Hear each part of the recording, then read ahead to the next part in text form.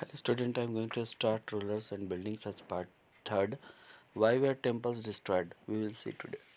आज देखेंगे कि मंदिरों को क्यों डिस्ट्रॉयड किए गए. Because kings build temples to demonstrate their devotion to God and their power and wealth. क्योंकि राजा मंदिरों का निर्माण इसलिए करते थे क्योंकि वे अपने ईश्वर के प्रति श्रद्धा और अपनी पावर वेल्थ को शो करते थे, डेमोन्स्ट्रेट करते थे. It is not surprising that when they attacked one others kingdom. यह सरप्राइज करने की बात नहीं है क्योंकि एक दूसरे राजा के ऊपर साम्राज्य के ऊपर आक्रमण भी करते थे. They often targeted this buildings, और प्रायः वे लोग मंदिरों को ही अपना टारगेट चूज करते थे. इन the early 9th century when the Pandya kings Shri मारा श्री वल्लभा इन्वेडेड श्रीलंका. जिस समय 9th सेंचुरी के टाइम पीरियड में पांड्या किंग के श्री मारा श्री वल्लभा जो श्रीलंका के ऊपर आक्रमण किए, उन्होंने वहाँ जो है किंग सेना को हराया 831 to 851 में. तो बुद्धिस्ट मॉन्क और क्रॉनिकलर धमकेटी नोटेड किए थे कि ही रिमूव्ड ऑल द वैल्यूबल्स. वहाँ के जो भी वैल्यूबल थिंग्स थे उसको उन्होंने हटाया था. The statue of Buddha made entirely of gold in jewel palace and the golden image in the various monasteries, all this he seized.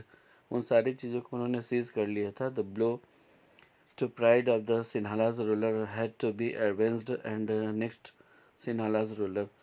फिर जो है यहाँ पर इस तरह का कंडीशन क्रिएट हुआ कि जो सिन्हाला शासक थे उन्होंने इसके लिए प्रतिशोध एवेंस जो है वो स्टार्टेड की.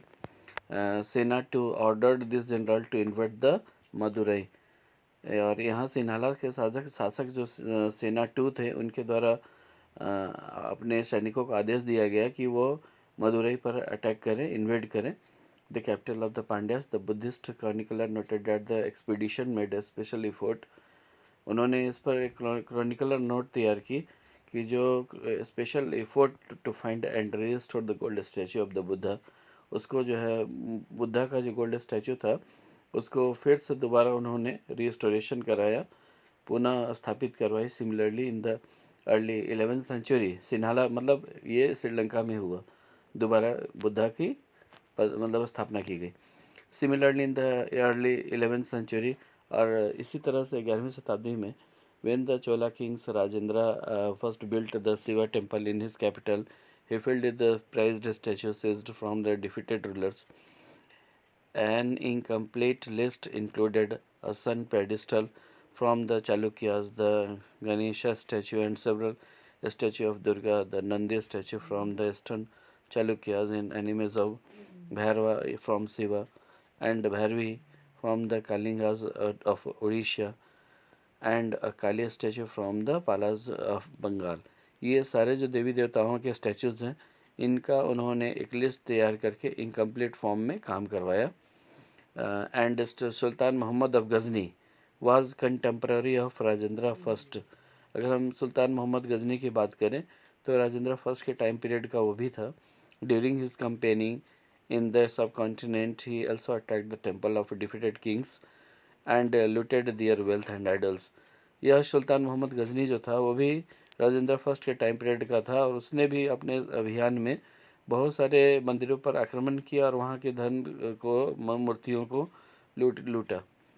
And Sultan Mohammad was not a very important ruler at that time, but by destroying temples. उसने इम्पॉर्टेंट रूलर तो था ही, बट उसने बहुत सारे मंदिरों को ध्वस्त भी किया, specially the one of at Somnath. खास करके जो गुजरात में सोमनाथ का मंदिर था उस पर उसने आक्रमण की. And he tried to win credit as a great hero of Islam. उसने कोशिश की अपने आप को इस्लाम का ग्रेट हीरो रिप्रेजेंट करने का. In the political culture of the middle age most ruler displayed their political might. और जो पॉलिटिकल कल्चर के टाइम पीरियड में, मिडिल एज के टाइम पीरियड में बहुत सारे शासकों ने पॉलिटिकल अपनी ताकत दिखानी शुरू की. Military success by attacking and looting the palaces of worship and defeated rulers. Now gardens, Tom's and forts की हम बात करें, जहाँ पर पार्क बने होते थे, टॉम्स होते थे, मकबरे बने होते थे, किला बनी हुई होती थी. Under the Mughals the architecture becomes more complex. क्योंकि मुग़ल के शासन के टाइम पीरियड में जो आर्किटेक्चर्स होते थे, इनके जो डिज़ाइनिंग का जो था गार्डन्स का या टॉम्स या फोर्ट्स का, बहुत ही कॉम्प्लेक्सेस था, बहुत जटिल था.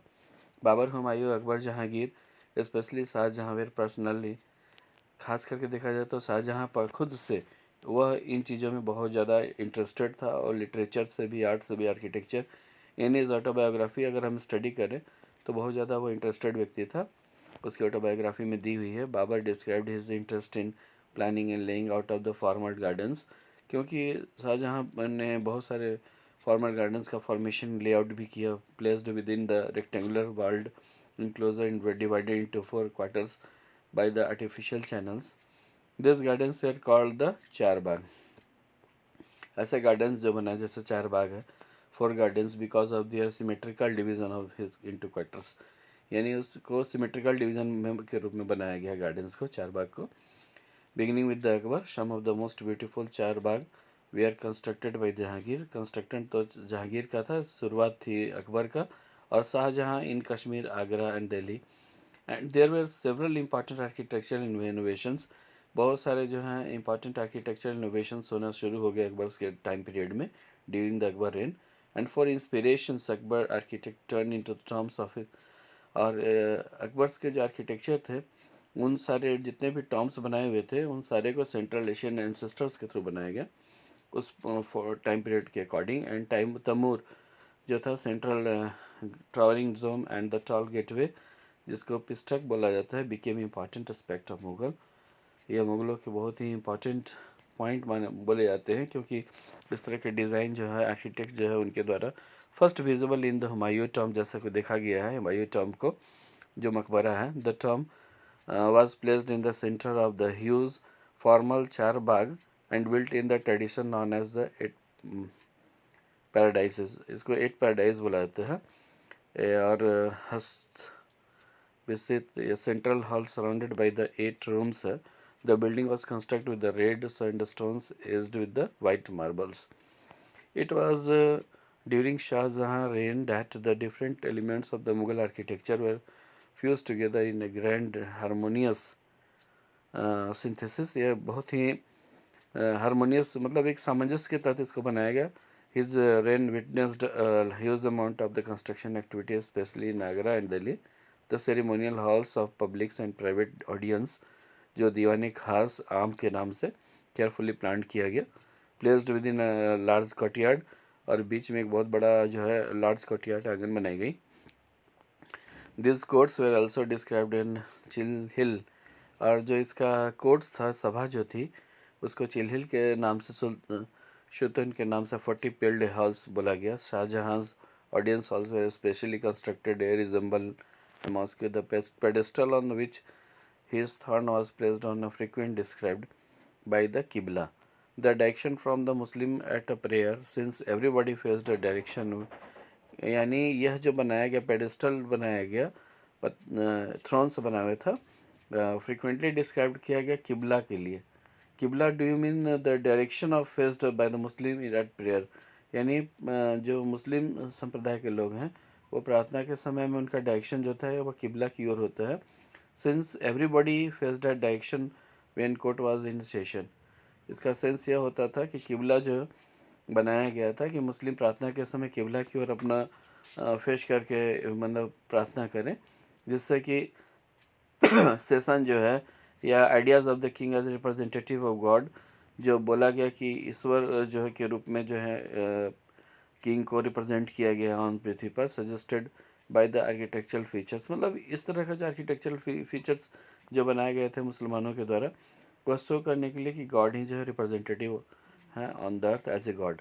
The connection between the royal justice, और जो कनेक्शन था royal justice and the imperial court का, that emphasized by the Shahjahan in his newly constructed court in the Red Fort at Delhi. Behind the emperor's throne was a series of Petra Dura inlays that depicts of the legendary Greek god Orpheus playing the lute. It was believed that the Orpheus music could claim various beasts until these coexisted together peaceably. इस तरह का जो Petra डोरा depict किया गया, बनाया गया, जिसमें इसको बजाने से ऐसी मतलब लोगों का मानना था कि ऐसी भक्ति आती है, ऐसी गीत है यह कि जिससे अनटिल द कोएक्सिस्टेंट, मतलब ये एक दूसरे के साथ तालमेल करके शांति बनाती है। And the construction of Shah Jahan's audience hall aimed to communicate the king's justice would treat the high and the low as equal, creating a world where all could live together in harmony, जहाँ पर सब लोग मिलकर सामंजस्य रह सके। Next time let's discuss. Thank you.